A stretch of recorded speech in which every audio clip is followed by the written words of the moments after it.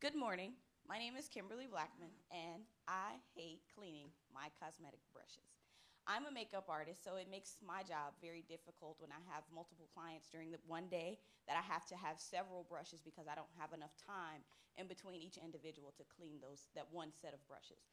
So it makes my life a little harder having to clean all of my brushes at the end of the day. So why I came up with Brush Easy is because to make it a little bit easier for myself as well as others like me or ladies who just don't clean their brushes at all. So what I wanted to do was create something that's going to save us time.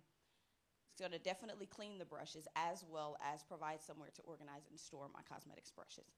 So what I created is Brush Easy. It's a device that washes and dries your makeup brushes. This is it here.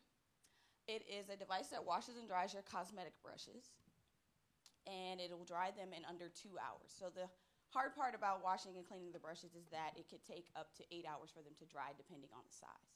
So that's the struggle with a lot of ladies is you use them in the morning. If you clean them after you use them, you can't use them again if you decide to go out that evening. And so what we wanted to do is make the ease of use for other users. We wanted to make it easier for them to be able to wash and use their brushes. And another important reason why you should be washing your brushes, of course, is sanitation. I know for the everyday user, you're only using your brushes on you, but but the brushes can store and harbor nasty bacteria that can cause some really nasty infections like MRSA or E. coli.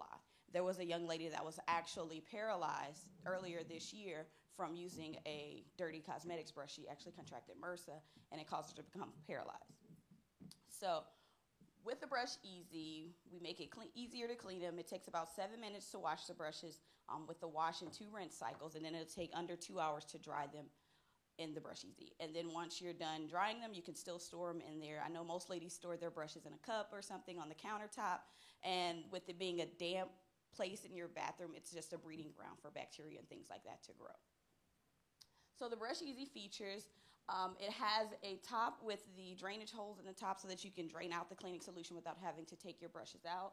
And then we will use kind of like spa jets to agitate the cleaning solution to get it through the bristles, kind of like a boiling action. If you look at hot water boiling, it's a boiling action to agitate the brushes, to clean the brushes. And another key component of the Brush Easy will be the cleaning solution. We want to have an eco-friendly cleaning solution that does a very good job of cleaning the brushes so that you don't have to use the harmful chemicals that come in some spray brush cleaners that are currently on the market. Those items actually contain a compound that replicates estrogen, which can cause an increase of cancer risk. So we definitely want to minimize that. Some of Brush Easy's competitors are the Brush Pearl and the Lulumia. Those devices, they both use a different technology from the Brush Easy. The Lulumia, it uses like an agitation technology against a rough surface. So they're literally scrubbing the brushes as a woman typically would. They literally scrubbing the brushes to get the makeup out of them. And then the Brush Pro uses ultrasonic cavitation where it basically just vibrates the cleaning solution, but it doesn't do a good job of cleaning the brushes. They're both fairly new. They came out on the market this summer. I came up with this idea in May, sitting in 1 Million Cups, trying to think of something to do. I had just completed a hair expo where I'd done makeup and I needed to clean all my brushes, so I was dreading having to do that. So I come up with the idea sitting in an entrepreneurship class. So they say find something that needs to be fixed and come up with it. So here we have the brush.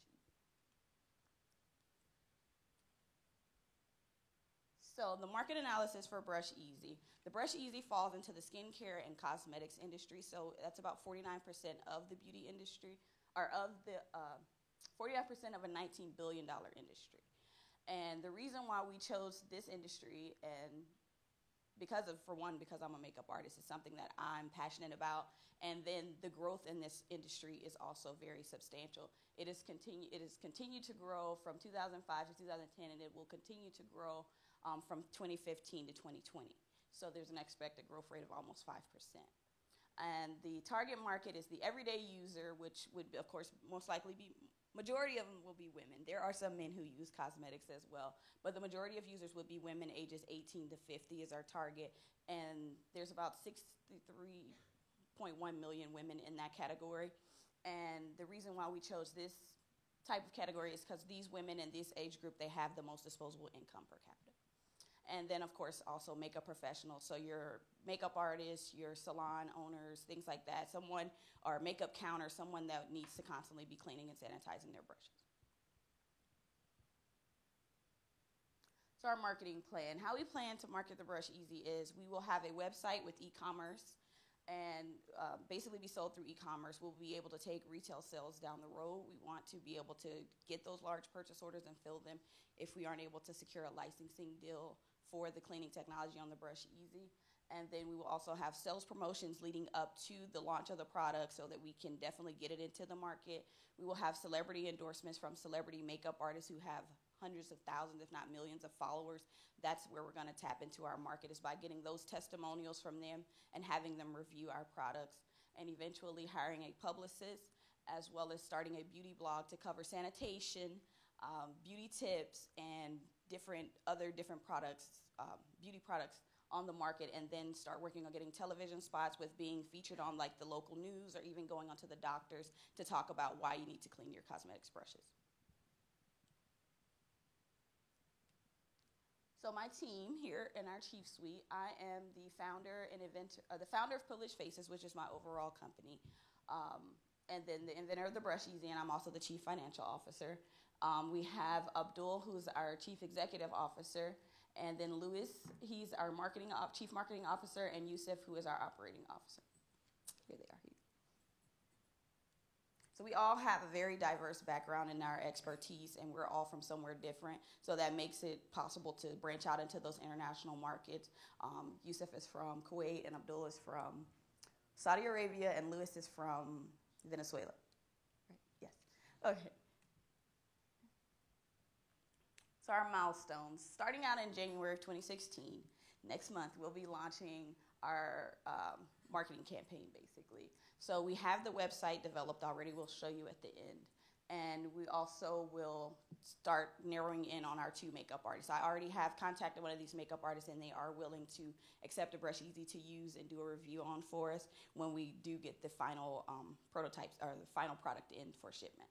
We will be placing the initial purchase order as well in January, and then by June we are launching online sales. So from January to June, we're basically building up the company and focusing on getting the word out about the Brush Easy.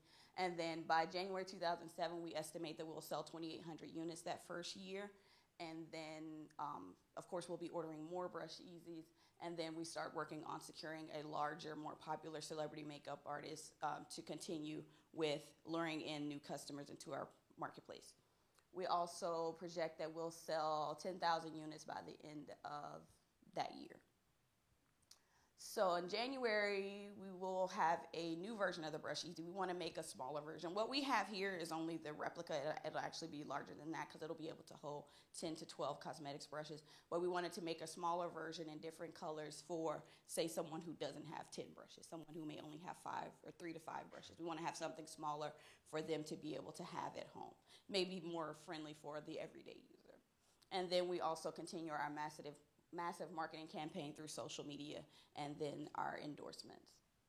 By 2019, which is year 3, we plan to have sold over 16,000 Brush Easies. The price of the Brush Easy is $100 a unit, so it costs us about $30 to create each one, so we have some very nice profit margins there. So our investment into the company. We have already invested about $2,700 into the company, and here's where some of those things have been the funds have went to, is getting everything developed into the point where we are now.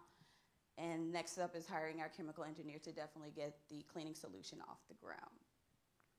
So going over our financials, we start out the first year, we wind up making a profit of about $31,000, or a final profit of about $31,000, because the $150 that is our beginning cash that is spent over time. Over those 6 months building up to the Brush Easy, we do start to break even the first month of sales of our projected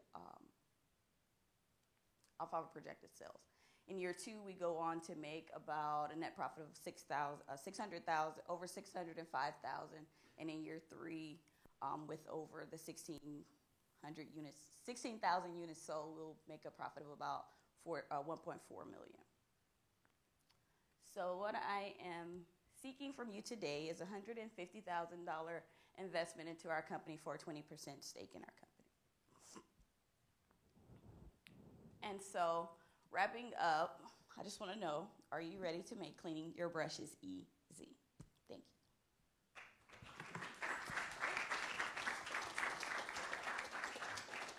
You should be able to go to it from my brushes. I know. Woo. Zoom through. Okay. MyBrushEasy.com.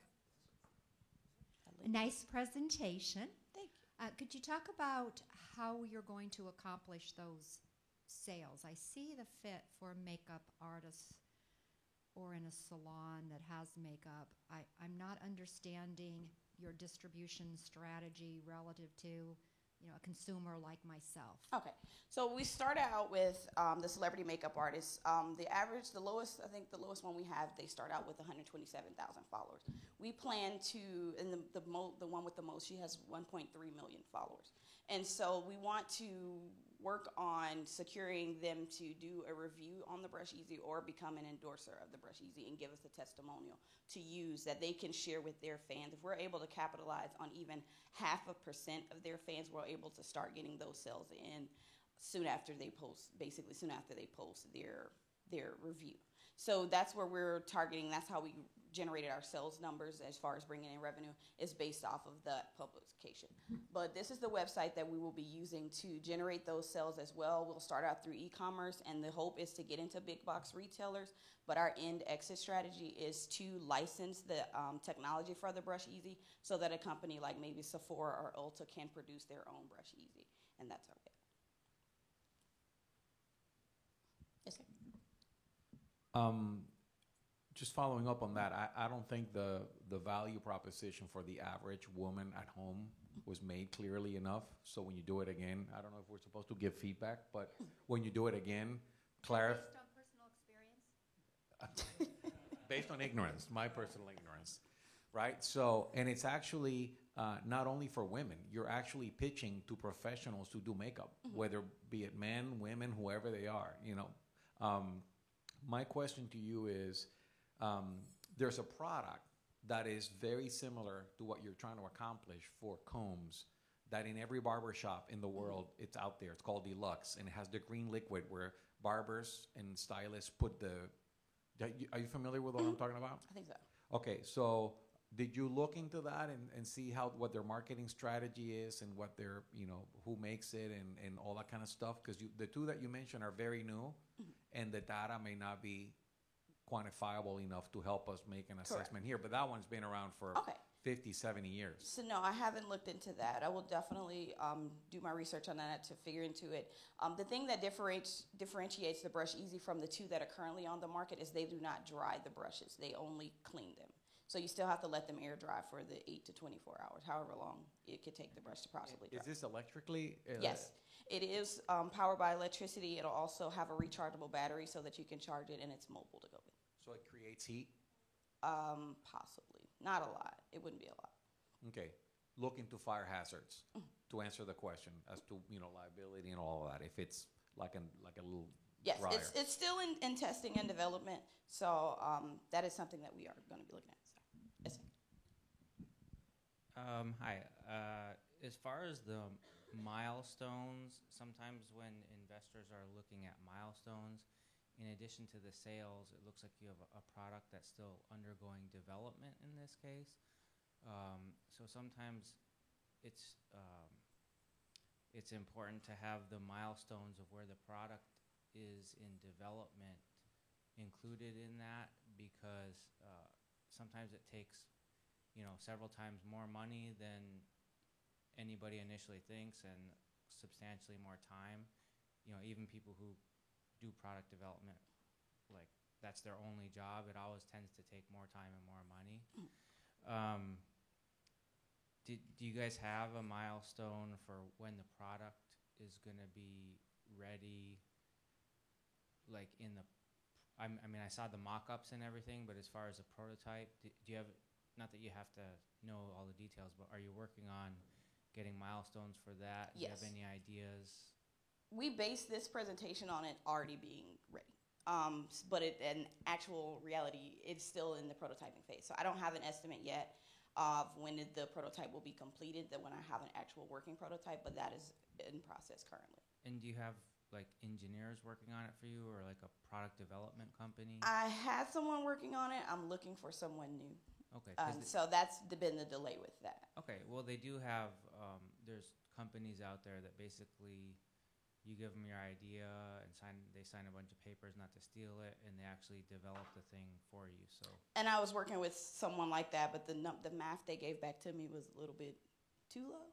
So I wanted to seek out and see what else, because someone told me that it won't work the way we need it to work at that price point.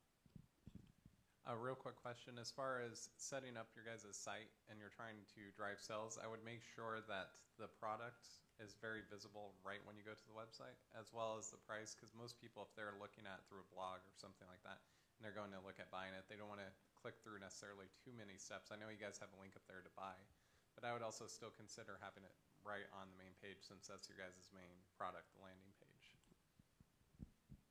Okay, thank you all.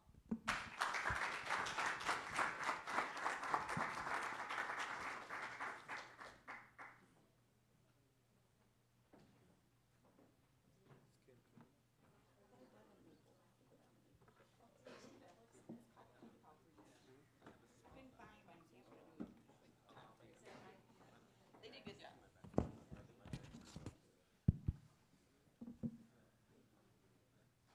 Doctor, is it preloaded? It's on the thumb drive, so it'll be. Oh. Make sure you can click with that clicker.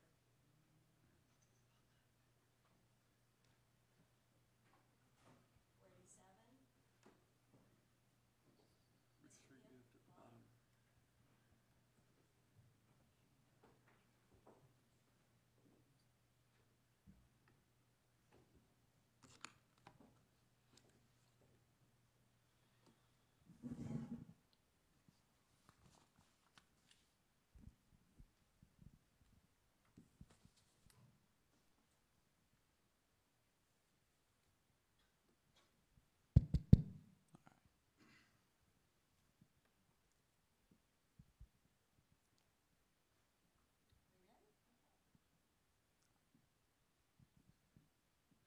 Did you know that 91% of families in the United States participate in the gift exchanging process? Out of these 91% of families in the US, 72% of these families have said that some of their products have been purchased online for gifting. This is where Mystery Gifters comes in. Mystery Gifters is a concierge gifting service company that is able to provide and facilitate the process of purchasing a gift, as well as looking for a gift.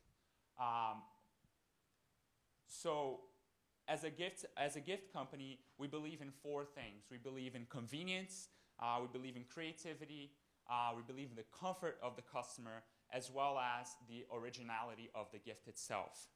Our mission is to facilitate the process of exchanging gifts and providing that deeper connection between the person getting the gift and the person actually giving the gift.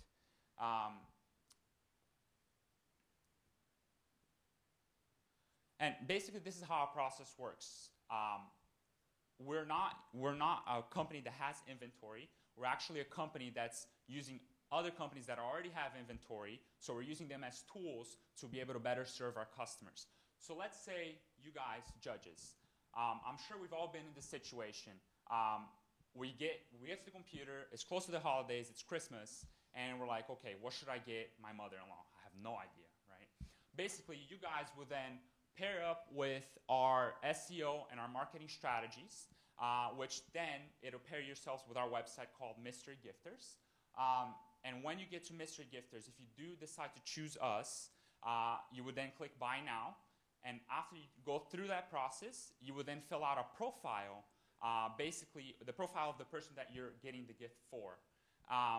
When you fill out that profile, you're basically describing the person on their characteristics. Now, the actual gift consulting expert is going to get a hand of that, is going to get a copy of that profile, and they're going to look for 3 gifts that better suits the characteristics of that person. So we're personalizing the gift, and we're actually using affiliate marketing to cover the needs of our customers. Now, the gift consulting expert will then send these 3 gifts to our gift consulting expert.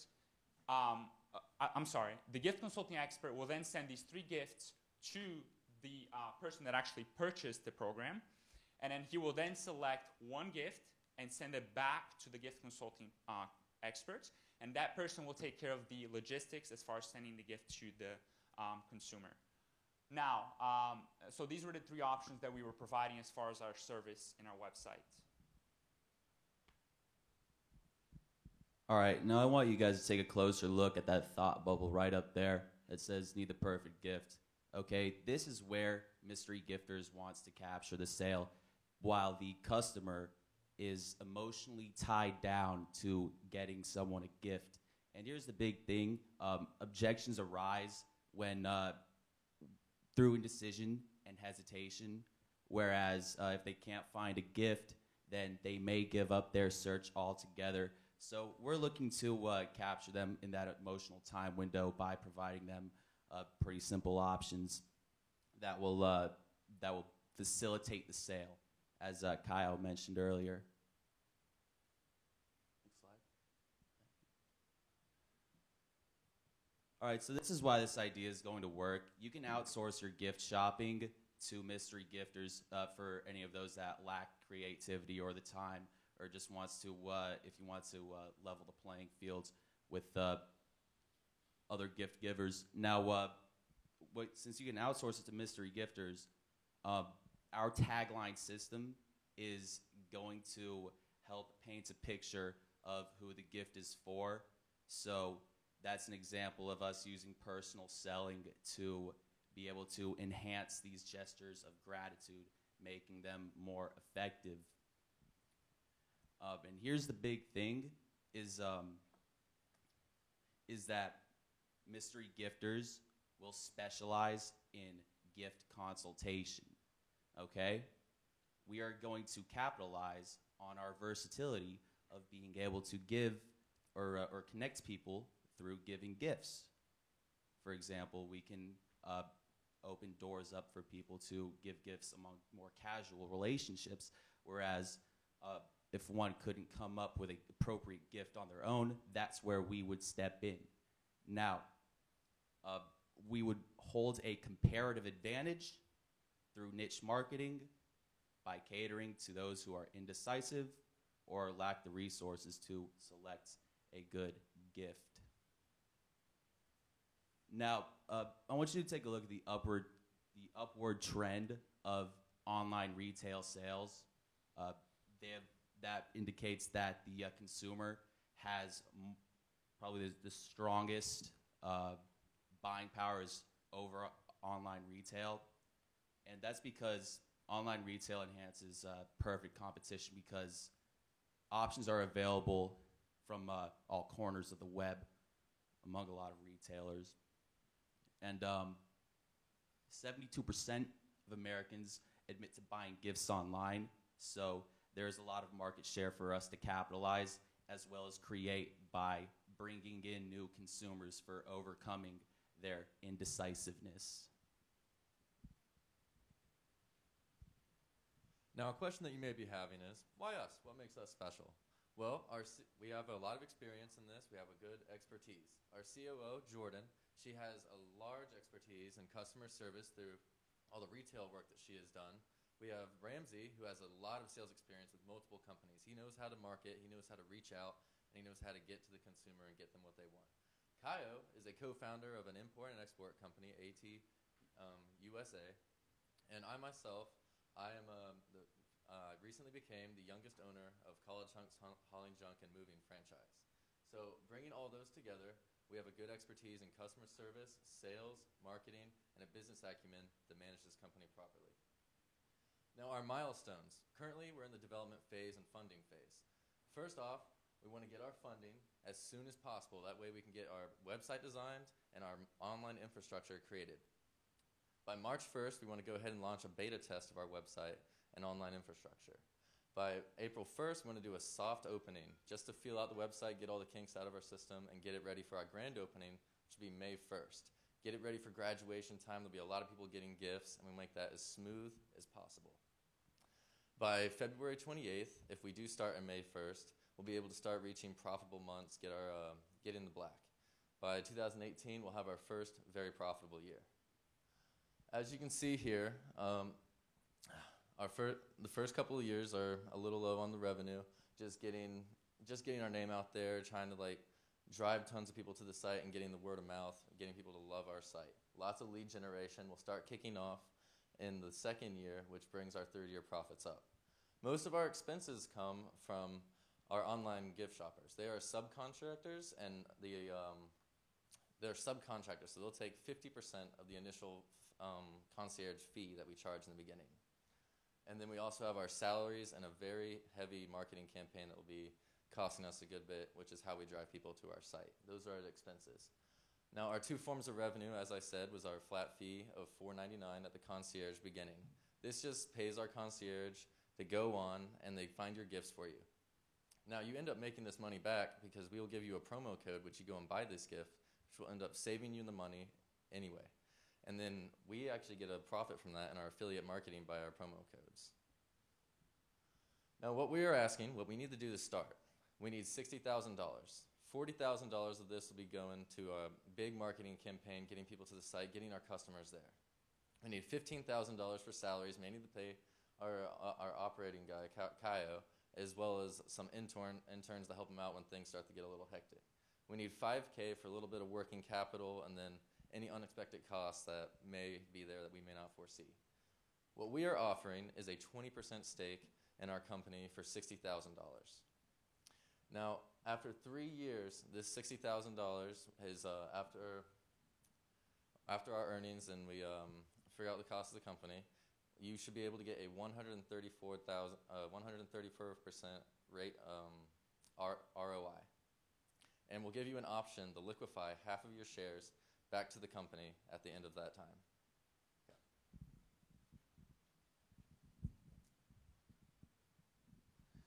Now, to address the lack of resources, the lack of creativity, and the lack of time that these people don't have, Mystery Gifters is here to provide a customer experience solution with our website. Now, judges, like I've said, you might have already had this problem, or you might have known somebody that doesn't know really what to get somebody else. So, next time you're searching for a gift, let us know, and we can go ahead and help you with that, because Mystery Gifters is where we find the perfect gifts. Thank you.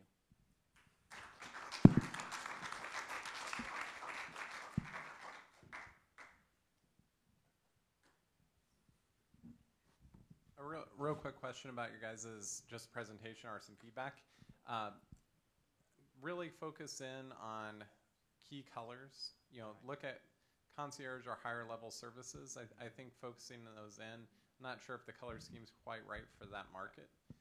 And then also really simplifying the information on each slide, because again, you're trying to be a high level brand, create this kind of relaxation, and the fonts and everything that you're using are nice, but they're not really capturing that upscale kind of feel.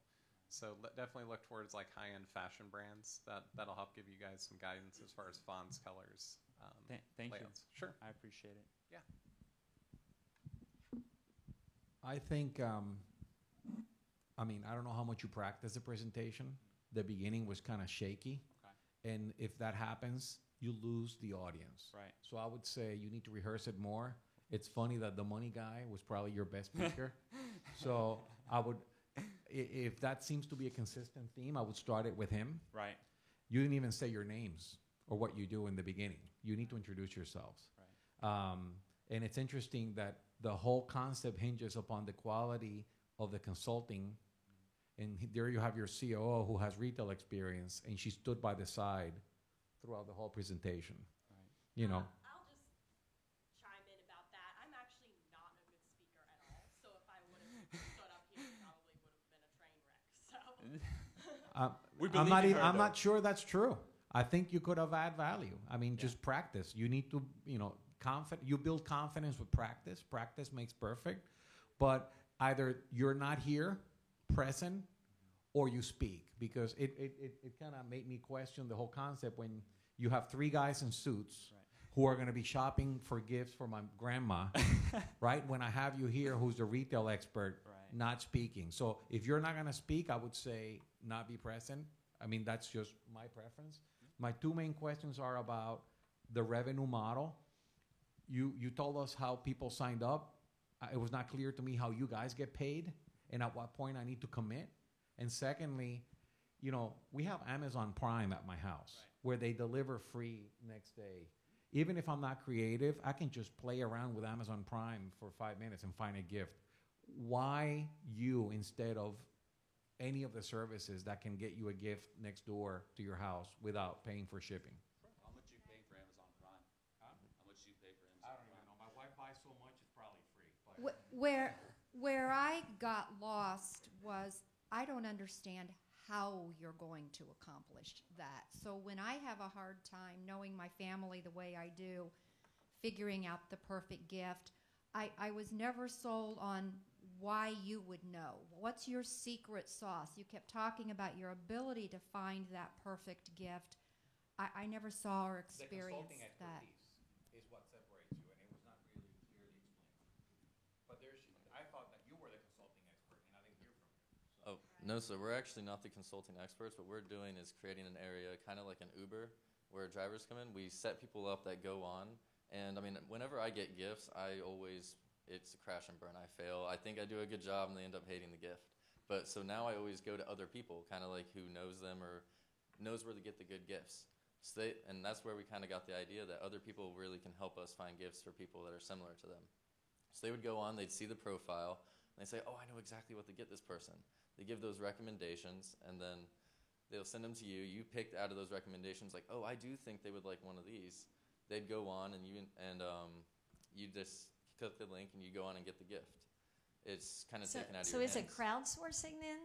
Is that what you're saying? Because that didn't come across, did it, in the presentation? What point do you get paid? In the beginning, you're just going to pay a flat rate of $4.99 to pay our concierge, and then you're ended up going to make that money back with the promo code and even more through savings that we're going to have like affiliate marketing with all these companies that you actually purchase it from. And then we'll get paid through affiliate marketing as well. Yes. All right. I thought this is, for a certain segment of people, a really, really good idea. The part that I had the most skepticism on is actually the cost of getting this thing going and the price barrier. So I don't remember you guys saying how much you're going to charge. I did like the financials because it was realistic knowing that you'll probably lose money the first year, break even the second year, et cetera. And that probably you did do the price and cost analysis and everything, but you just, as far as I can remember, just said the cost now. But what I wanted to know is, without revealing anything that's like a big secret, I might have been writing something when you did that. What's the biggest barrier? Because what I see is concierge people, even if they're kind of like a regular customer service working at a call center, and you can probably get data on that, they probably make like, $14 an hour in the U.S., and if you do it in some of the outsourcing countries, maybe half of that or a quarter. The overall cost is half of that. So I wanted, without giving too much away that's not proprietary, how do you address that? Because it seems like something that's the biggest challenge. I think this is a really good idea, by the way. Of course, thank you. Actually, we went on researching our competitors. There's actually a company called Task Bullet. What they do, they actually do a virtual assisting service. So they focus on many areas. So for example, paperwork, like let's say you own a business. They want to do paperwork, they want to do marketing for you, they want to do accounting, so they can do all of these. What we're doing with, as Mystery Gifters, is we're focusing on a niche market. We're focusing on the gifting market. And we don't actually have inventory. So we're actually just using other people's inventory, and we're using affiliate marketing to get paid as well. Does that? I don't know if that answered my question. The problem is you have to pay the people who are doing the decision. So that you showed a methodology. There's a flow chart there, and there's a methodology where somebody's helping the customer make the final purchasing decision. Basically, you put inputs in, the consultant figures some options out. You look at it, and you're like, "Hey, that's okay," or "No, that's totally off."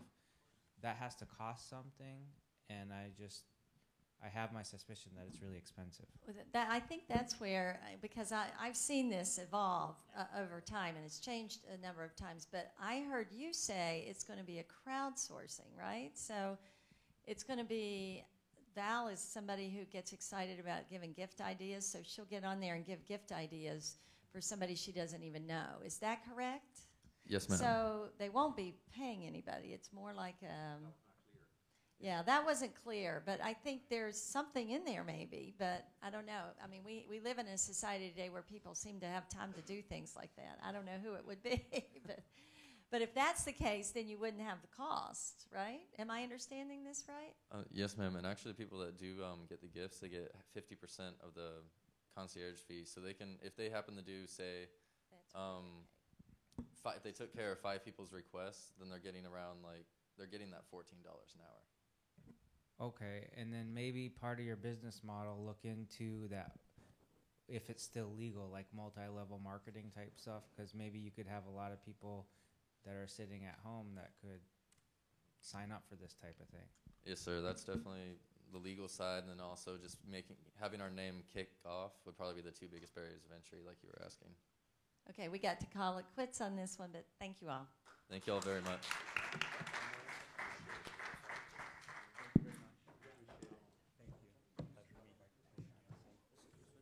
You can use any of them. I really want to meet them.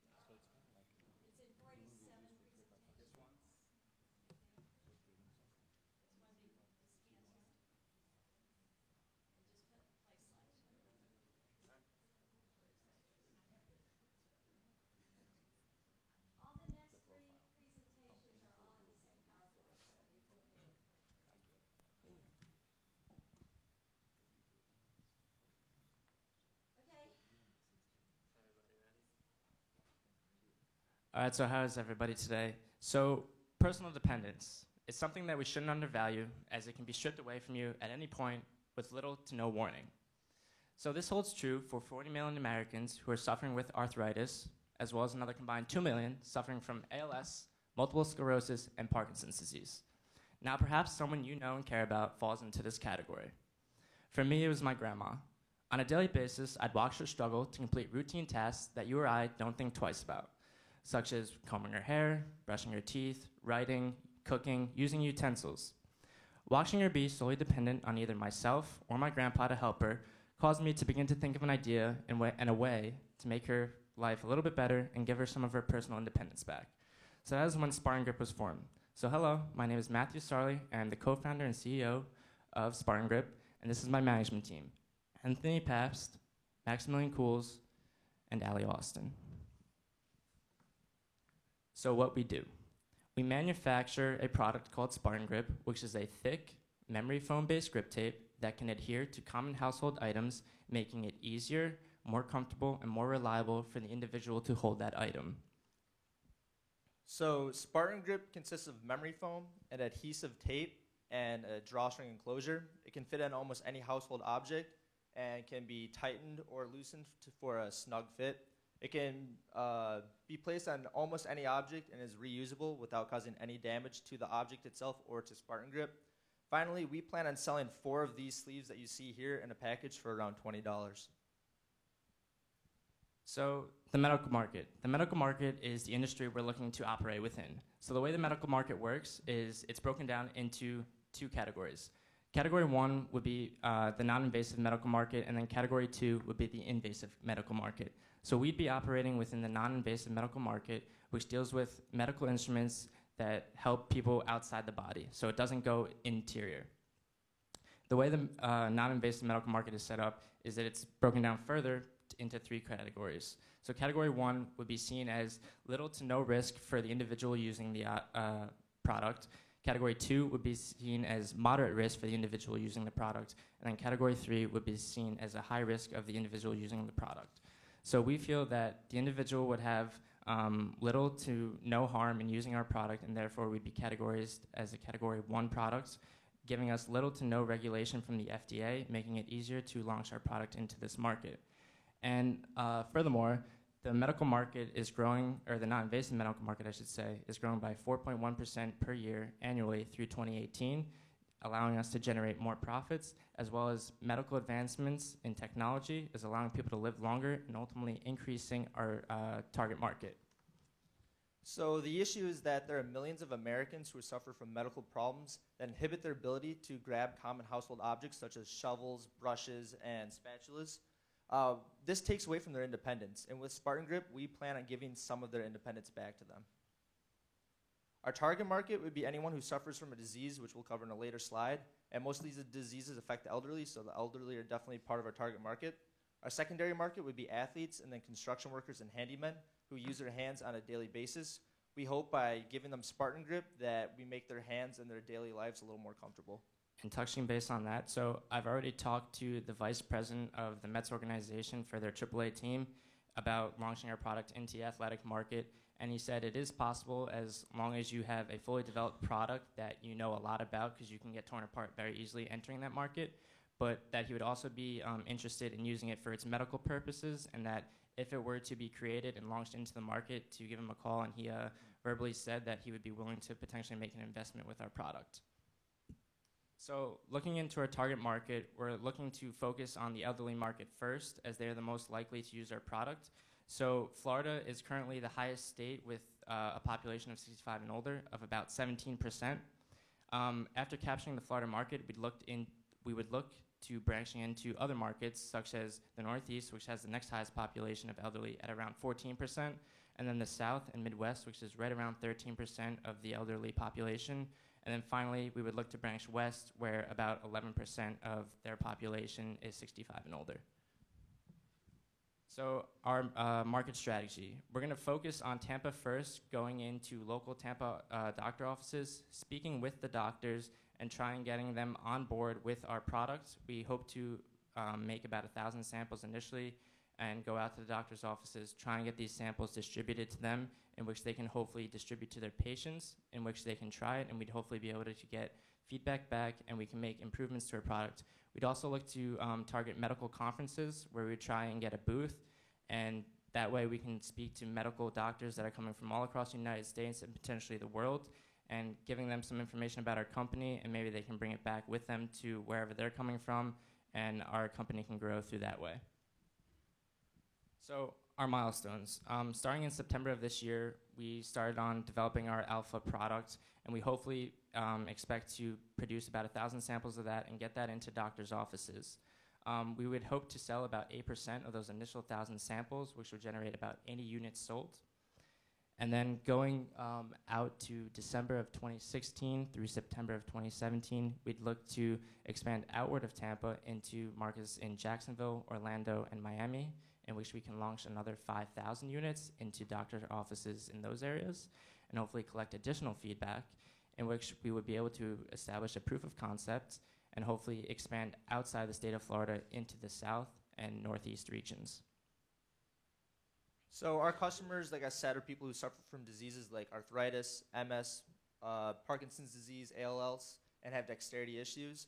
And like I said, these mainly concern the elderly, but do not only consist of the elderly, because you can be any age to suffer from one of these diseases. Our customer market is continuing to grow because unfortunately there are no cures for most of these diseases. Barriers to entry, like any new startup, there's many high barriers to entry. We plan on combating these issues by hiring an advisory board in the near future, as well as raising adequate funds in the next 6 to 12 months to combat any financial barriers we may face. So taking a look at our income statement. For year one, we hope to sell about 80 units of our product, generating about $1,600 in revenue. Jumping to year two, we hope to greatly increase that to a little over 3,000 units sold, in which we can generate about $62,000 in revenue. And finally, year three, jumping even higher to sell about 10,000 units, generating a little over $200,000 in revenue. And the reason we believe we can jump so fast so quickly is that year one, we're kind of using as an exploratory phase in which we can kind of work the kinks out of our product, and then year two, really make the final adjustments to the product and increase our marketing and hopefully launch the product outside the state of Florida, which is going to increase our market and allow us to generate more sales and ultimately more revenue. And then taking a look at our cash flow statement. So in year one, we hope to generate about $25,000 between the founders. That's $10,000 from us founders collectively, as well as an additional $10,000 from our family and friends, and hopefully another $5,000 from crowdfunding. And we'd hopefully like to receive about $75,000 from angel investors. This will carry us through year two, in which we'll be able to receive a positive cash flow.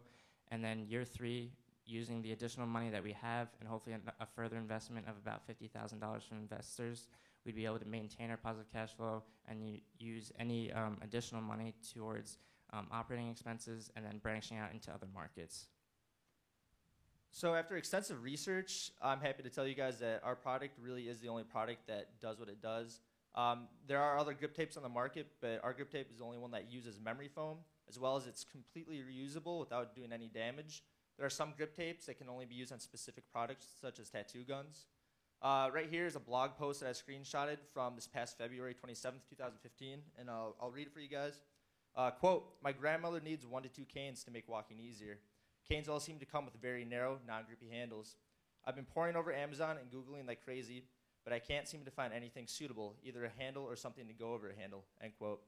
So this goes to show that not only is there a need for our product, but also that there's other people like you and I who are Googling and trying to find something but can't find any memory foam type grip tape to do what we do. Intellectual property is obviously a main concern of ours for a product like this. We conducted a patent search on the U.S. Patent Search portal and was not able to find any products fitting our product's description. We plan on meeting with a patent lawyer actually to go over our best options, but believe that we want to trademark a logo to not only create brand awareness, but to also increase our company value. So based on what Tony said and what we showed through the presentation, it brings us to our offering. So we came up with 2 options for potential investors. Option 1 would be a $75,000 investment for 10% equity in our company. And then option 2 would be a $75,000 loan for a payback of 10% of the initial investment compounded annually starting at the end of year 3 for 5 years, which would generate about $112,000 return on your initial investment and would ultimately be about 51% of return on investment. Thank you, and any questions?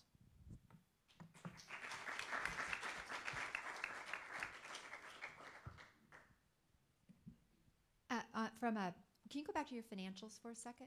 The one with the OpEx on it. Yeah, there you go.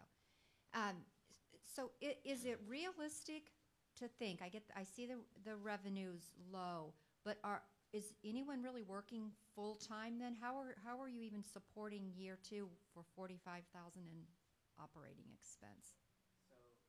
It doesn't even look like you've got a full person's salary in there. I have a cost breakdown of our expenses for year 1, 2, and 3. So for year 1, we would not be receiving a wage, but we all plan to work about full-time or as close to full-time as possible. And then year 2, we're going to get about, so it'd be $32,000 in wages between the 4 of us, which is about $8,000 a piece. That would not be about a full-time wage. It's going to be part-time or less than that. But we realized that's the hit we would have to take in order to start with the startup. And then hopefully, as we're able to grow bigger, we'll be able to allocate more funds towards wages. And then your cost of goods to have it develop. Who is developing and making your tape? So for the first couple of years, we plan on manufacturing it ourselves. Hopefully, we did extensive research, and we were able to see that through wholesale, the materials that we need to create this product is very cheap. It costs about 30 cents to make it. And then hopefully as we grow, we look to license it out to manufacturers and hopefully have them produce it either overseas or maybe in the United States. But just to start out, we'd probably try and produce as much as we can and try and get more feedback and try and get more people on board and loyal customers in the beginning. I had a quick question. As far as your guys' marketing, that you start off, you're saying that you're going to go to trade shows and showcase this product, but what other avenues are you looking at in terms of marketing and selling your product? So we're looking at social media as well as pamphlets through Vistaprint. We hope to print out about 1,000 pamphlets that we can distribute into doctors' offices. So kind of strategically place that in occupational therapy areas or therapy doctor offices or other doctor offices that are dealing with patients that might have arthritis, and which way they're sitting in the waiting room and they can see the pamphlet for our products and hopefully look at that, gain a little bit of knowledge, and then that can travel through word of mouth and then also social media and try and get the word out that way. 2 other marketing efforts would be infomercials and also going to assisted living centers, mainly here in Florida, obviously, because they're very popular. We've discussed with our other professor, Dr. Messina, how it'd be easy. We could go there, volunteer some of our time, hang out with elderly, show them what our product does, and hopefully, give them free samples, because we want them to lead better lives. We're not necessarily in this for the money. Yeah. So over Thanksgiving break, I went into 2 assisted living places. I have 2 elderly aunts that live in assisted livings, and I was able to talk to people in the community room that are older and potentially have these diseases, and I kind of talked about our product, what we're looking to fix, or the problem we're trying to solve with our products, and kind of look for their feedback, tried to gain knowledge of whether or not they'd be interested in using it. And Max, if you want to go back. Yeah. So based on everybody that I talked to in these assisted living places, these are the numbers I was able to generate. So about a little over 60% said they'd be interested in using it, as well as another 20% were undecided, so that could be potentially 20% other customers that we'd be able to get. Okay. Also, a little over 10% said they would have no interest in using it. So looking at this and asking everybody that I was able to get a hold of and kind of gauge whether or not they'd be interested, this is what we generated. And then we were also able to talk to a doctor who is the head of one of the Cleveland clinics for a period of time, said that he thought the product was a great idea. It might need a little bit of work on the production area, but also look to get it into stores such as CVS, Rite Aid, Walgreens, so that would be another avenue for us. But he seemed really positive with the product and thought that was a great idea, that we just had to work on the marketing a little bit more. Can I just suggest that if you've got that type of information, then wow us with how it's used versus a whiteboard marker, which is not elderly, or a flipper that you've got to unvelcro. So yeah. The pitch isn't matching the visual. So I would just say that piece right there can go on a spatula, it can go on virtually anything, go on this microphone. So we just wanted to show that this is a different prototype that we are very early in developing. That's more of the developed one, which the presentation was on. Yeah, so like in the previous pitch, I was kind of talking about how my grandma had trouble writing, had trouble cooking, so I tried to use items that she had difficulty using. But it was hard for me to kind of try and find a way to mimic having arthritis in your hand. So I wasn't really sure how to go about that. So I just added the prototype to the objects in the hope that you'd kind of be able to use like your creative mind and kind of picture being someone using this product with a disability. I get that this has a very personal origin for you because of your grandparents, I believe it was, right? Yeah.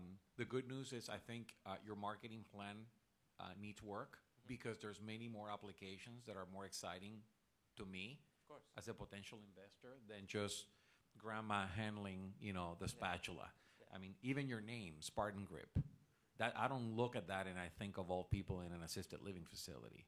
I think of the Wounded Warrior Project. You can go to the Department of Defense and sell millions of these things for all the veterans that are going through, physical therapy, weightlifting equipment.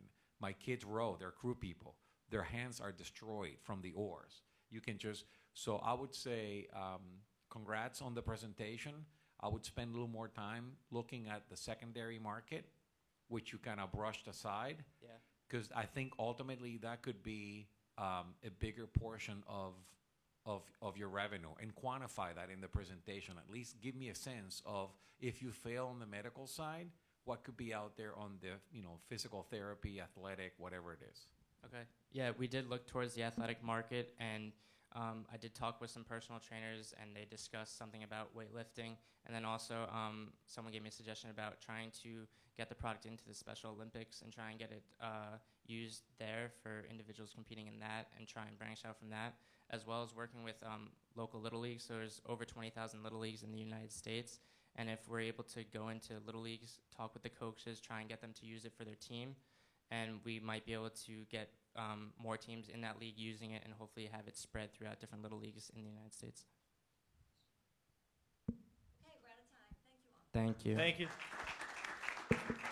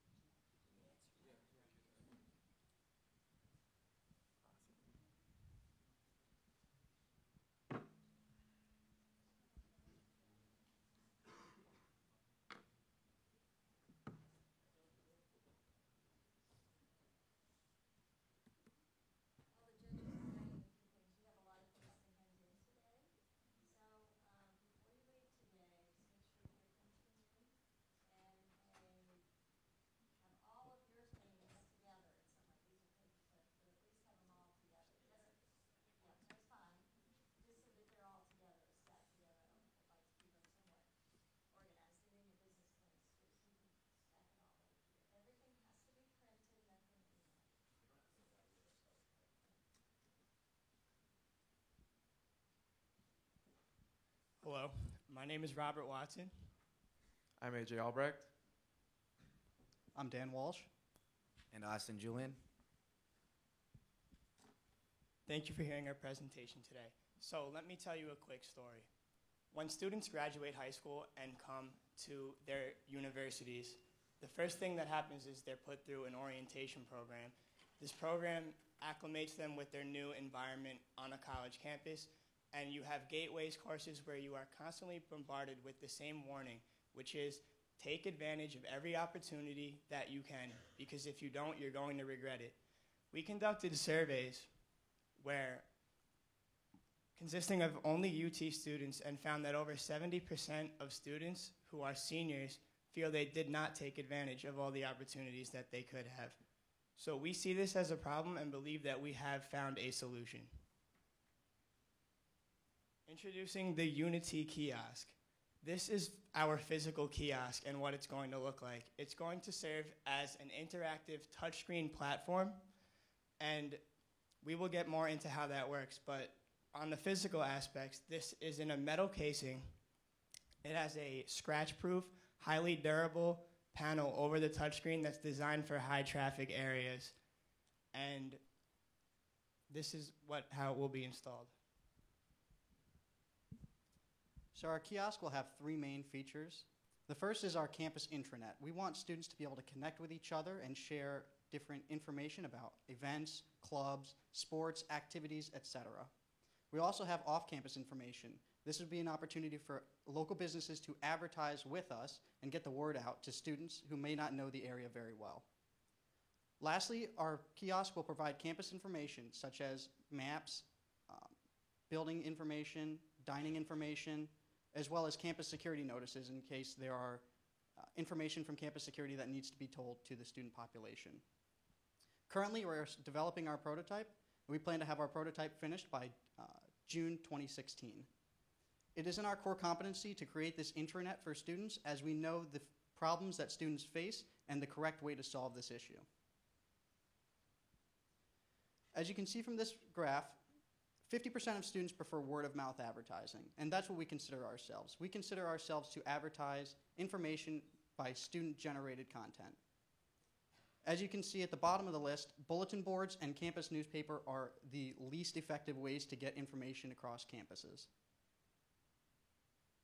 This is what University of Tampa attempts to fix the problem. As you see on the left, this is in Vaughn Center. This is just a television that has static images on it. people pass by this very often. No one stops to look at it. The picture you see on the right is in the John Sykes Center. This is a touchscreen display, but it only has the directory, not any other campus information, security notices, and a way for students to connect with each other. So our mission is to implement these kiosks so that we can create more active and engaging student environments at as many universities as we possibly can.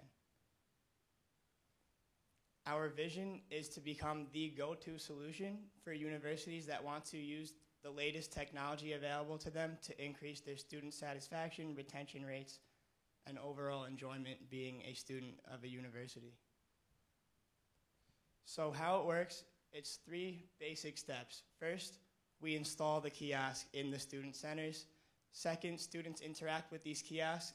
On them, they have access to exclusive offers that are only for these students, as well as connecting with each other and being informed on all the events on their campus. And then step 3, this generates revenue that we receive from the offers from the advertisers and sponsors that are all over our platform, and we share that revenue with the university itself. All right, so our target market is that we wanted to go for four-year universities first, because these are the places where students be spending the most time and they need to get acclimated to their surroundings. There are currently over 1,600 four-year universities in the United States, and they're currently enrolling over 4 million students who fall in the 18 to 24 age demographic. Unity falls under the Educational Support Services, which spending totaled $560 million in 2014, has been showing a steady 5% growth over the past 5 years. If you want to look at this graph here at the bottom, this shows the budget of the average undergraduate student. And this light orange bar here is discretionary purchases. And these are purchases that they spend on themselves, entertainment, fun. Could you switch to the next slide? Things like this. Almost all students are spending money on restaurants every month. A lot of them are spending them on bars, fashion, beauty, like hair salons and nail salons, gyms, grocery stores. And these are the type of local businesses that we'd be attracting to advertise to the student community. And this is over here is a study conducted by the Chamber of Commerce on how much average monthly spending a small to medium business spends on their marketing campaign. And we decided to price our services right about along the mean, which is around $200 to $250 a month. There is plenty of competition in the kiosk building industry. There's also a fair amount of competition of companies that bring national brands onto campuses. These are usually contracted through their bookstores, like how Barnes & Noble has contracts with over 750 different private universities. Now, we stand above that with a competitive advantage because we are going to only allow access from local businesses to advertise on our platform rather than national brands. These will be the businesses that are in proximity to the specific university that's using our service. There's also a company called School Live, and they make a similar touchscreen kiosk. They only install them in high schools and middle schools, and their advertising revenue comes in through online shopping platforms and sponsorships through that way. Okay, so why us?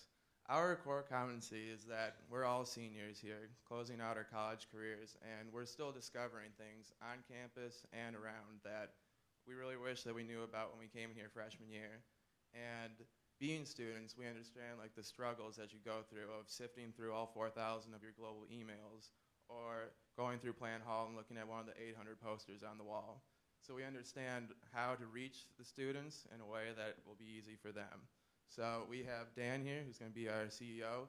We're running day-to-day activities.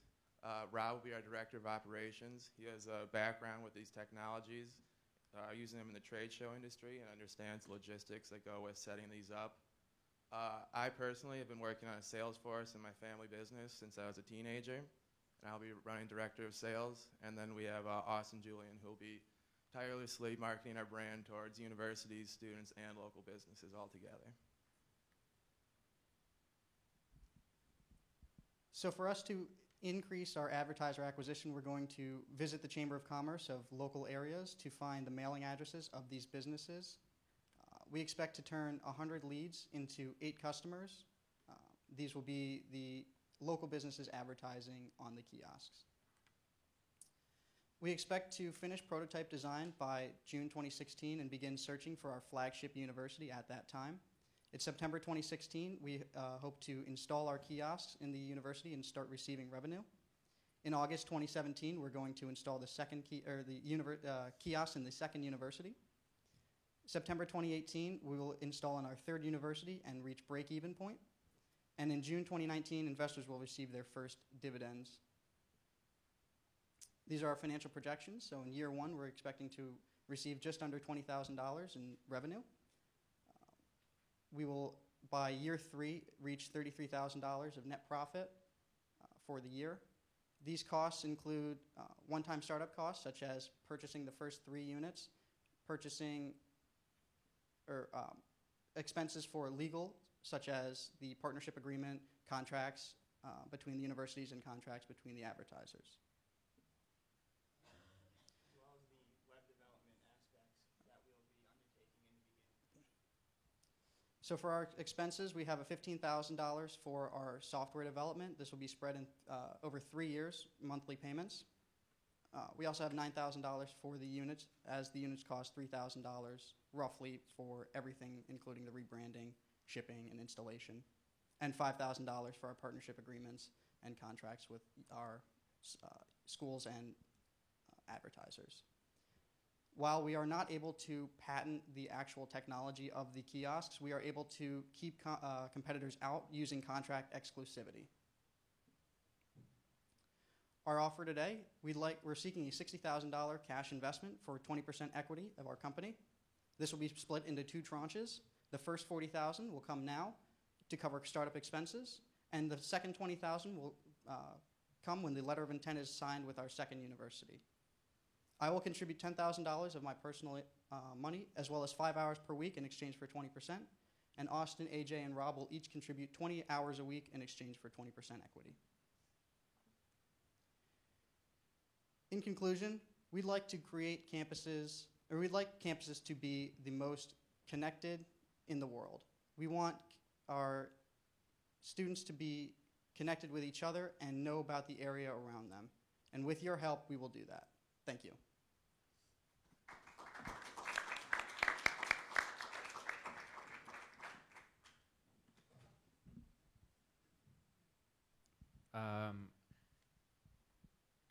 I have a question about the kiosks. So that's a service that people provide, is those type of kiosks, and then you customize it to whatever your application is. Is that right? Yes, the kiosk that you saw in our presentation is made by ViewSonic, and all it is basically a blank piece of hardware. You would turn it on and you would see nothing on the screen. Okay, great. So my the only suggestion I would have that I didn't see in there is you might want to figure out some way. I'm glad you guys said software and internet and website at the end, but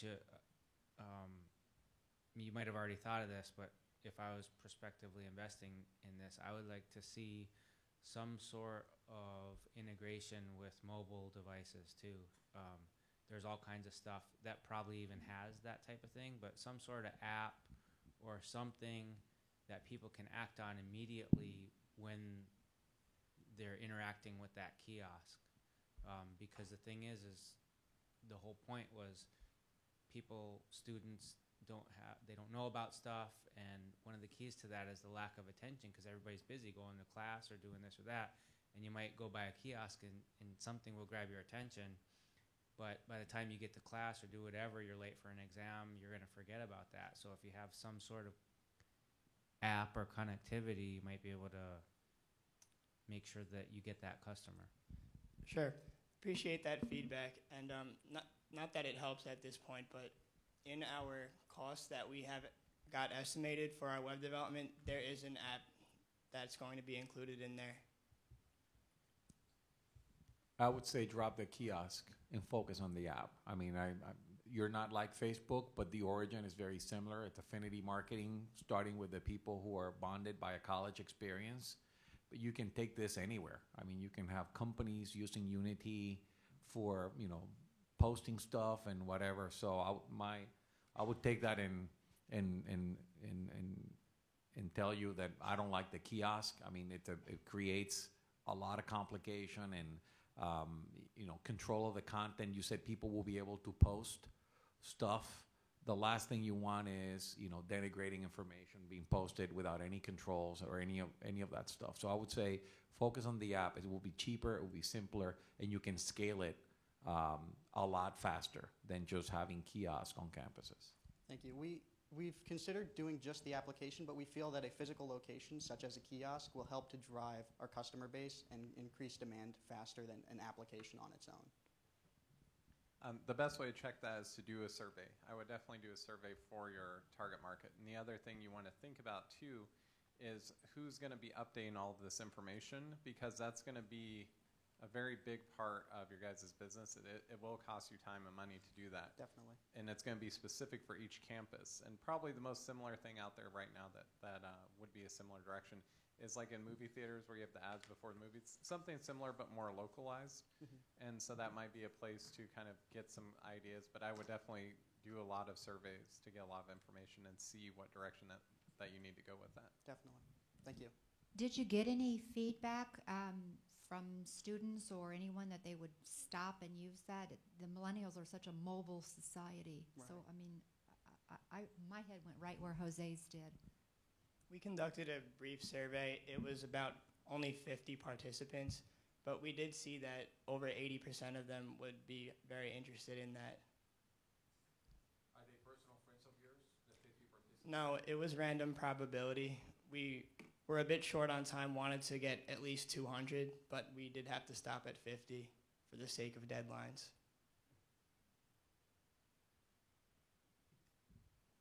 Anything else? Thank you.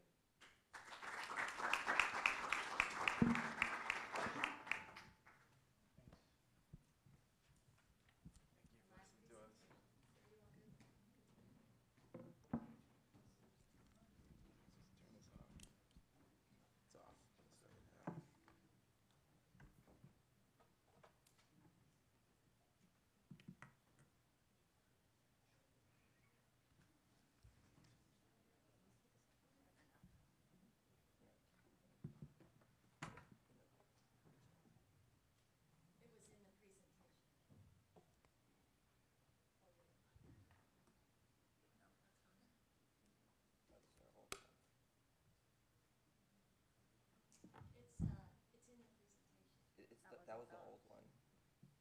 Did you see the one I sent you last night? Yeah. Is that the one? That one. At 3 o'clock this one? Yeah. That's not, go back to, go back. 487. It was just, all you had to do was go, they're all, no, that was it. That was it. They were all together in the same slide presentation. All you had to do was just keep going. Keep going. Aha. I made it too easy. You guys want to split up?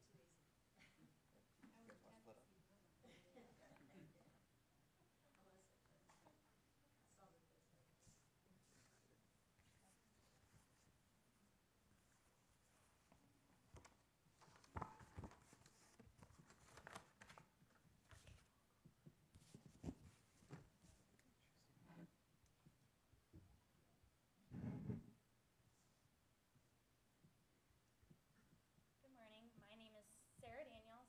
I'm Ravi Goldberg. Together with Brian Maligno, Mike Anaboli, and Kush Patel, we are the founders of T3. Until now, I've never liked energy shots, but as an athletic student, I struggled with maintaining my energy levels in the collegiate, not to mention the NCAA setting. I don't drink coffee, soda, or regular energy drinks. In fact, I can't stomach the taste and despise the negative long-term effects that these ingredients could in fact have on my body. Our mission here with T3 is to reinvent the way we bring energy into the lives of daily lives of individuals. Our mission is to create an energy shot that allows people to function at their fullest potential throughout the day. After all, college students aren't the only ones who need an energy boost during the day. So give T3 a shot.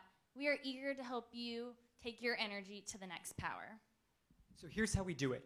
Our tea-based energy shot has 3 main ingredients: green tea, moringa tea, and pure calf. According to the University of Basel, Japanese researchers in Harvard Medical School, green tea boosts physical endurance, brain power, and your immune system. Pure calf is USDA certified organic and is recognized by Applied Food Sciences as being safe. Derived from raw green coffee beans, it comes without the jitters, without the crash, and without the unhealthy risks of synthetic caffeine. Moringa has over 92 nutrients and 46 antioxidants. It has more vitamin A than carrots, more calcium than milk, and more iron than spinach. In fact, these are the ingredients that I would feel comfortable putting in my body to help me function throughout the course of the day.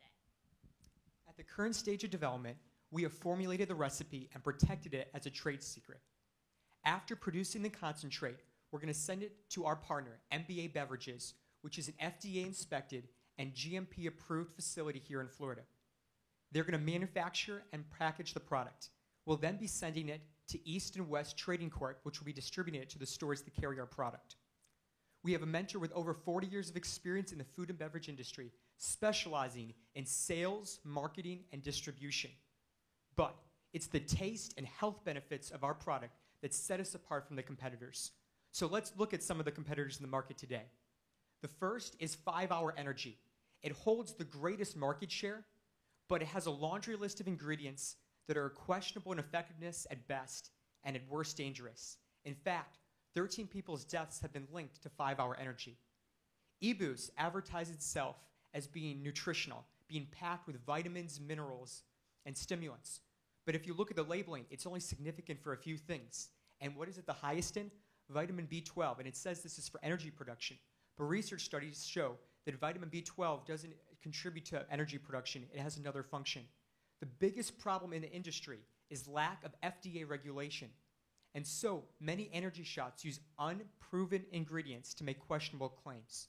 Now there is an emerging competitor, Kuli Kuli, that also uses moringa and is similar to us. It's also in the development phase. But T3 comes at a lower price, and because our blend includes green tea and pure calf, we provide a stronger energy boost. And this is the time to enter the market. Between 2014 and 2019, the industry will grow by 52%, and sales for energy drinks this year alone will be $10.8 billion.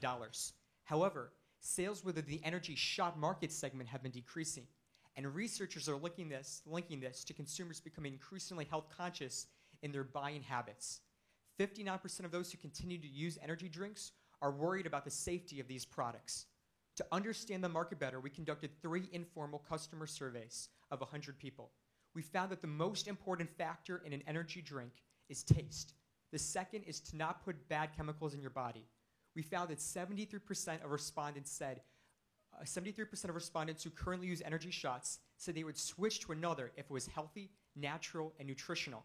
And 43% of those who currently do not use energy drinks said they would start if there's a healthy one on the table.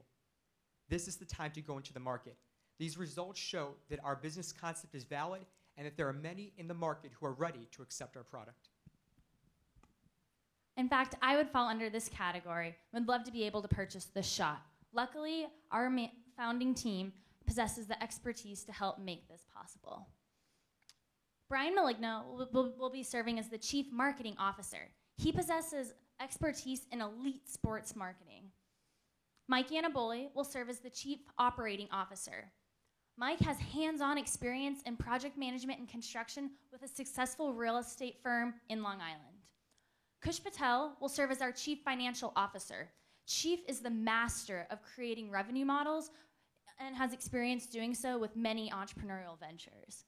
Ravi Goldberg will serve as our Vice President of Business Development.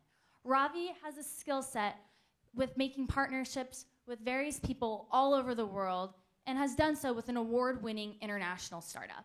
And I, Sarah Daniels, will be serving as the Chief Executive Officer with an expertise in sales, as I was ranked the #1 intern in the greater Tampa area for sales within Enterprise Holdings.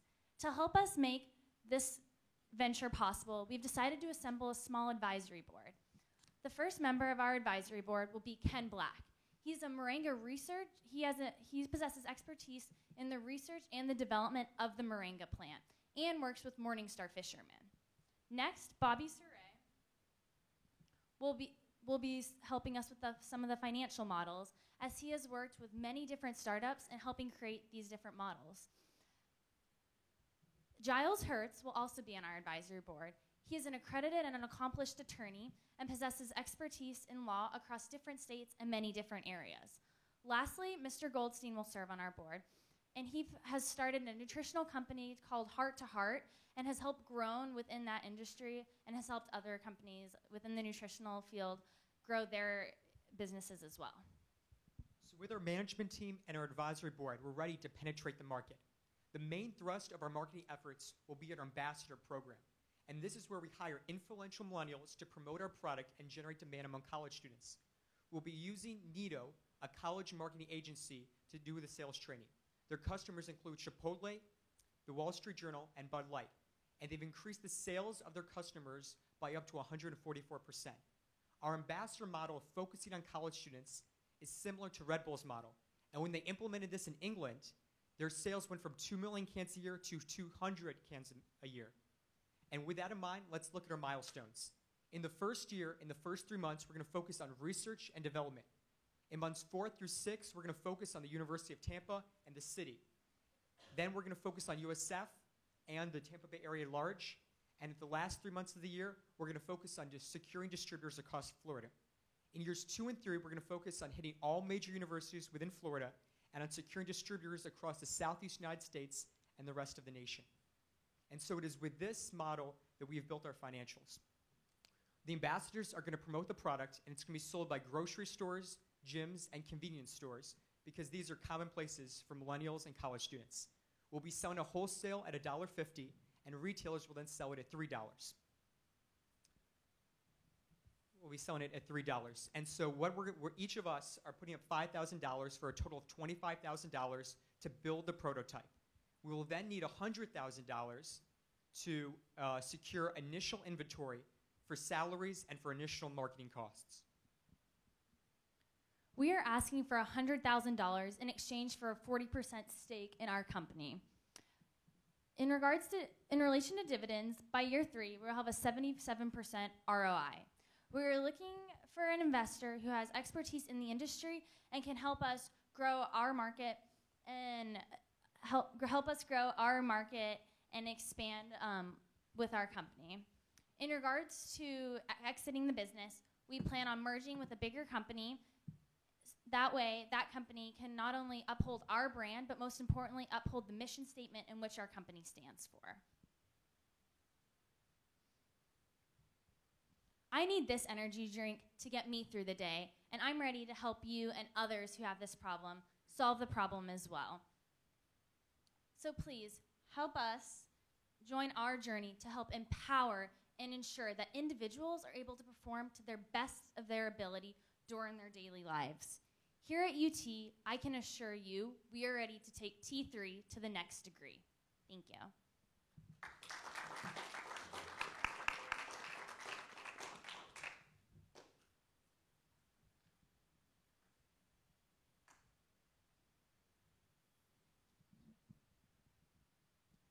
And then we also brought samples for everybody to try.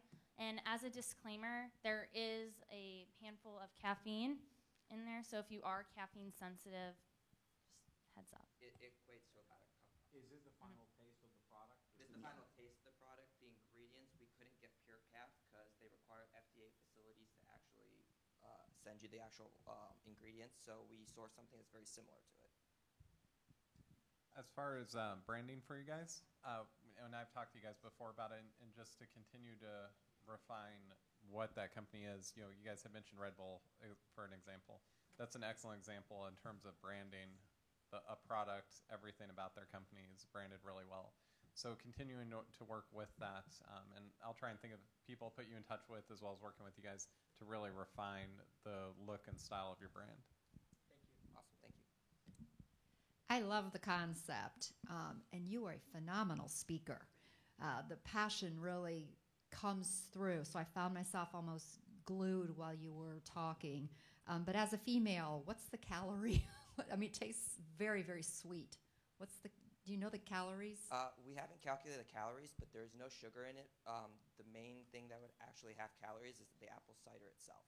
Oh, it does? Okay, tasted like apple cider. It's all natural sugars, and the sweetener we use to get the little citrus taste was actually stevia. And there's no, like we talked about, no FDA. Is there any type of approvals that you have to go through in the beverage industry to get to market? For this particular product, there's no approval needed. The only thing that's required is production in an FDA-approved facility. And our co-pack partner already has that. I saw your cost was 68 cents. Then you said the price was $1.50. But then earlier on, you had it on the table as $3. That's the retail. That's the retail. Yeah. So you're gonna sell it to the distributors at $1.50. Yes. $1.50. I think the presentation was very strong. I think the product tastes good. The calories is a gap. You need to have that answer ready. And I like the fact that you have senior mentors already lined up, and you were able to, you drop names very well. One thing you did that others didn't do today is make my brain react positively by dropping names, be it names of people or logos of universities. You did that very well. So just keep doing what you're doing and keep your costs low, and good luck.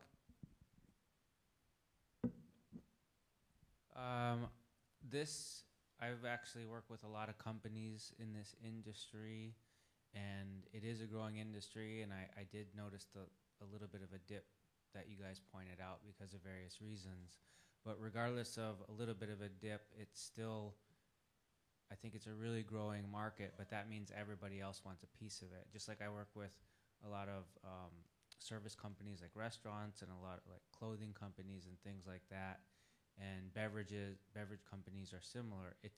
They're super cutthroat, and it's one of the lower barriers to entry compared to maybe some other like high-tech businesses, etc. So what would you say, and I'm putting you on the spot, but is your like biggest way to tackle that? Because pretty much everybody can do something like this. It's not, other than your secret recipe, it's not super proprietary in the sense that other people can come up with their own recipe that might taste similar. That's a very good question. Do you want to take this one? Yeah. I think there's two things that differentiates the most. One is we're going to focus on a brand, a lifestyle brand for healthy living. And currently, a lot of the competitors in the market, like Red Bull, focus on extreme life or a rock star on a kind of a rock star lifestyle. So we're going to be focusing on a different lifestyle and focusing the brand there. What I think it comes down to for a few different things is what's key is distribution. You can create a great product, but the thing is getting it to distributors. And so Kush's family, his family owns the East West Trading Corp, which has a network of over 10,000 stores and 2,000 convenience stores. And so I think it's through this existing distribution network, we're going to be able to gain that'll help us enter the market. And I think it's through our brand we'll be able to keep the market share. But we're continuing to look into, like you said, it is a very competitive marketplace, and we'll be working with our mentor with experience to making sure we stand out. So thank you so much for that feedback. Is there any other questions? Yeah, could you go back to your financials for just a minute? You went through them kind of fast, and I just didn't get a chance to. Could you, Kush, just talk a few minutes more, or Ravi, or whoever's going to talk about that? Just take us through how you get to that, those numbers. Okay. Yeah. Do you want to address the market, and then I'll talk about in depth? Yeah, the assumptions. So to come up with the assumptions, we used a lot of statistics from research, and then we used as placeholders the results of our surveys. So first of all, we said 51% of college students drink an energy drink, one per month. And then we looked at the results of how many people said they would switch if a product was healthy and nutritious. And then what we did is we said, okay, how many of these do you drink per month? 1, 2, 3, all the way up to 5. Because 5% of the population drinks up to 5 energy drinks per month. And then I have a difficult time explaining this. And then we took the number who said they would switch, and we multiply that times 2/3 because there's a study that says 1/3 of people who take surveys lie. So we accounted for the fact that probably 1/3 of the survey respondents who said they were going to use this product and switch were lying. And then we multiplied that, what we thought was going to be the actual number, times, okay, where they purchase 1 bottle per month, 2 bottles, 3 bottles per month, multiply that times the bottles, and multiply that times the student population of the school to find out the number of bottles we could sell to people who currently drink energy drinks. And we used a similar method for determining how many people who currently do not drink energy drinks would start. We looked at how many of these people said they would start to drink it. We accounted for 1/3 of them lying, and then we multiplied that times how many said they would drink 1 per month, 2 per month, and so on, and multiplied that by the population. So what we did is for each university, we calculated the number of bottles we think we could sell to those who currently drink energy drinks, and how many bottles we could sell to those who currently do not drink energy drinks. And then we did this for each of the universities. And then beyond just that, we had to recognize that our sales force would not be able to get 100%, sales, especially covering the entire market. So what we did is we got some statistical information from NITO agency. They said that with their pilot program, the same one that we're going to be running, they had Bud Light had an increased distribution of 144% within the 3-month span of their pilot program. So what we did is we made a most likely case scenario, a worst case scenario, and a best case scenario of these sales. So the one that we showed you there was our most likely case of retaining 40% increase in sales, or covering 40% of the market. If you look at it, this is kind of where we came into the first year of our best case, worst case scenarios, and how we got to them. And then this is kind of like the return on equity based on what happens. So the worst case scenario isn't great for the first 3 years. It has a negative 77% ROI. But this doesn't account for anything past the 3rd year. This is just for the 3-year ROI. Our most likely case had a 77% ROI, and this is all determined based on dividends to the actual investor that you get every year, and this would be the dividends payment. So initially it's a $100,000 investment, and then you get 40% of the net income that comes in after taxes because we're a pass-through entity. So that's how we came to the actual 77% ROI. Our best case scenario had a 232% return on investment, and this was capturing 60% of the addressable market.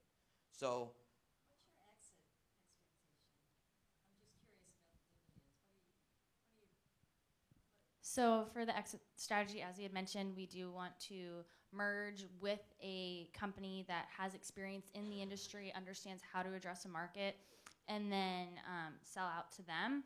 But as we also said, we want to make sure that they maintain our brand and our product when it goes over to their line. Kush, do you want to add anything to that? Mainly you have to sell it to Red Bull or somebody else that needs it, right? Or 5-Hour Energy, someone who or needs. Coke or Pepsi Yeah, or we think that there is a big market for this, and if we can prove the validity that the market exists, that these bigger name distributors will want to kind of take what we've already created. Yes, they could kind of create it on their own, but when we have a proven fact and a proven brand and something actually going along with the distributors, it's much easier to acquire than try to market yourself and create the actual recipe. Okay, if I'm an investor, I'd probably like you to go for somebody big like that and have a big cash out rather than get some dividends. So just think about that as you put it together. Okay. And that's what would excite me is if you could come in and say, this is what we're going to do. We're going to build something that Pepsi or Coke or one of the big distributors would want to sell, and then I'm going to make millions on my $100,000 because you sold it to some big cat. You've done a lot of that, Val. Wouldn't you agree? Would you agree with that? Absolutely. Yeah, the little trickling dividends won't mean anything. Yeah. And that's the play anyway. I mean, that would be the play. But I have a separate question. Could I ask? The competitor that you talked about that's most similar to you, Lulu or Kuli or Kuli. Yeah. What's their taste like in comparison? This tastes very, very sweet to me. Is theirs sweet also? Is that a taste that, because if I'm thinking health and energy, I feel like I'm sucking on sugar right now. Kuli actually doesn't have any product available on the market. You can only pre-order it currently, so we have no idea how it tastes. Actually, no one does. They've done no taste testing. There's Have nothing you out guys there. done taste tests with this yet? What's been the feedback? We've taste tested it with our friends and faculty on this floor, and from what we've gotten so far, we've had no negative feedback. We had a couple people say that it is a little sweet, and there's a couple of people who don't like the like cider, but that's just their personal preference.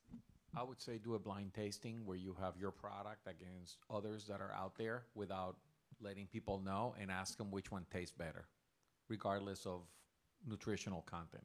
I do blind tastings for rum at my house. Giles, no. Also, down the road, we thought about expanding our product line. So instead of just having this one flavor, that we could create a bunch of different flavors. That way we can cater to what the consumer would like best. Yeah, that's what I was going to say is if you get like a 50-50 split on the taste test, you might just start off with two products right off the bat, one sweet and one not so sweet. Awesome. And then try it with rum. It might be really good.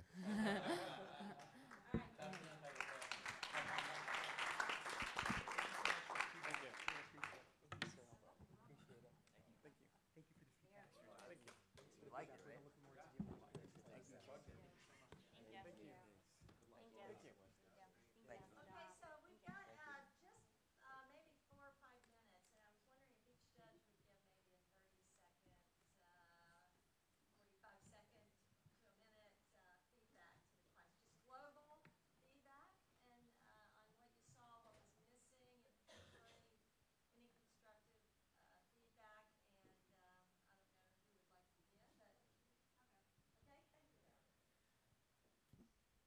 I've done this for Rebecca in the past, and my comment to her consistently has always been how weak the financial side was, number one. And number two, as a judge, we have a form to follow, and it was really hard to follow the presentations with the form. And so I really want to actually congratulate all of you, because this time I could follow. I mean, if you were supposed to have competition in there, you had it. And the financials are dramatically improved over where we were before. So there's still some tendency to hockey stick some things, so watch the hockey stick.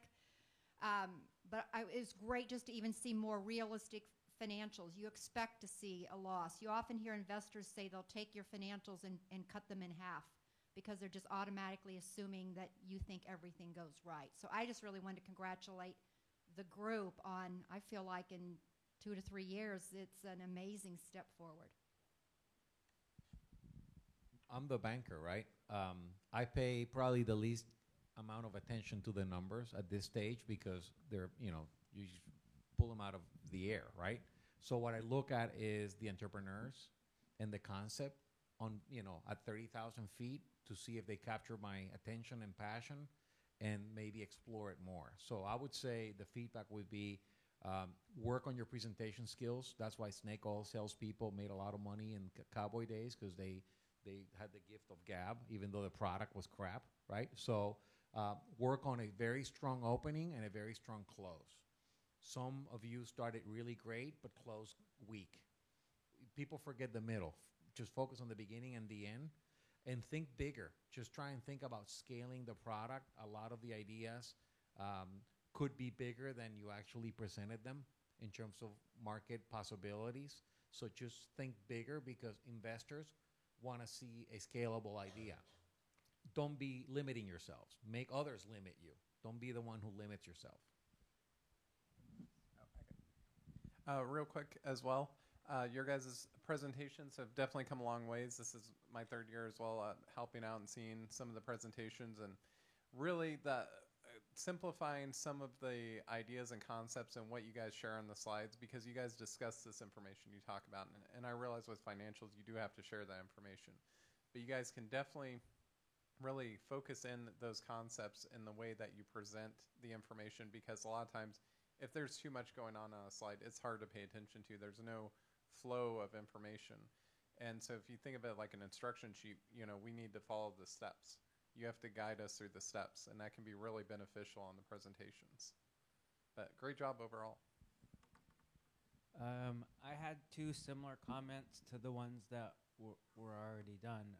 The first one is it's hard I'm trying to think of the right word, but it's basically a mix between confidence and enthusiasm in the presentation. A couple folks did it, but if you can somehow learn how to do that without sounding like a infomercial person, it really helps. There's a fine line between being over exuberant, where you look like you're on an infomercial, versus confident and really stoked about your product or service that you came up with. So that's something to keep in mind on just the technical side of the pitch. And then the other thing from the trying to convince an investor to maybe invest in your idea or your business is that to really hit home or hit a home run on how you're going to get out in front of the competition, or you're going to hit that new market and then stay there. So that's something that I saw a little bit of, where you can fill a gap where there wasn't a market, or you're going to make a market, or you're going to get into a market and immediately be competitive.